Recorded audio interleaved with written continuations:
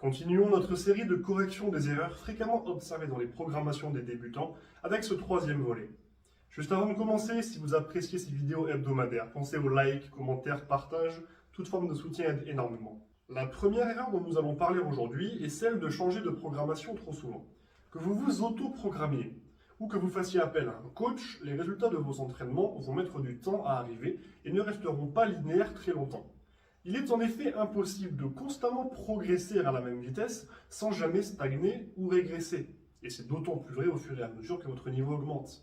Il va donc falloir être patient et vous investir sur le long terme pour continuer à progresser.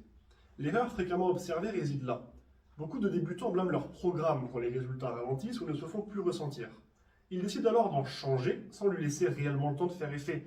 Car oui, les quelques premières semaines ne sont suffisantes que pour vous habituer au format et à quelques exercices. Donc les progrès initiaux d'un nouveau programme ne sont ni durables ni significatifs. Si vous modifiez vos exercices, votre split, votre volume, etc.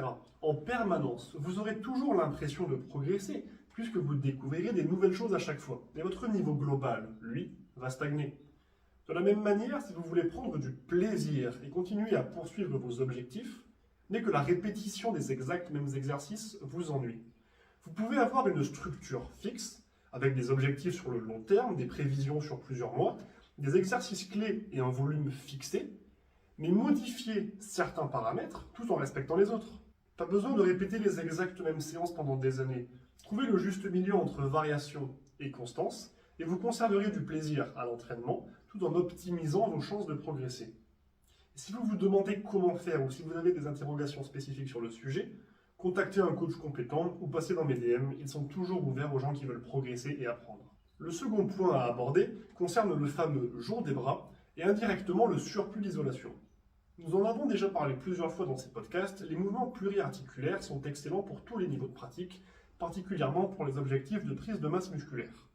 Au niveau du haut du corps, les mouvements pluriarticulaires vont s'articuler autour de deux duos, pec triceps et dos biceps, les épaules se travaillant plutôt bien avec la plupart des muscles.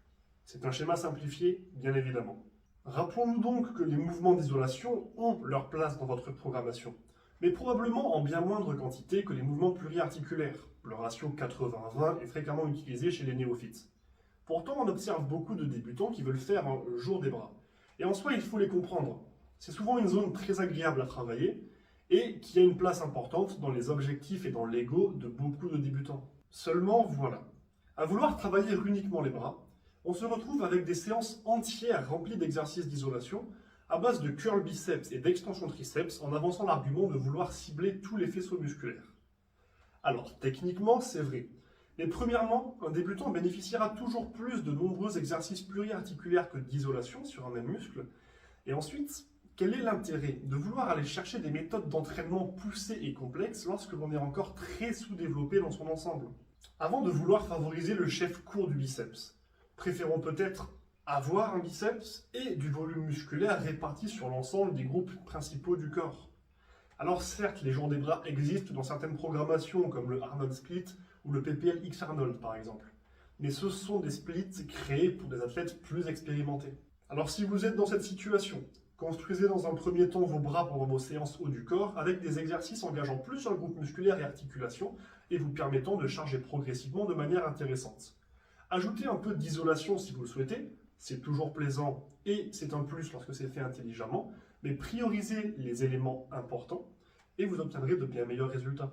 J'espère que cette vidéo vous aura été utile.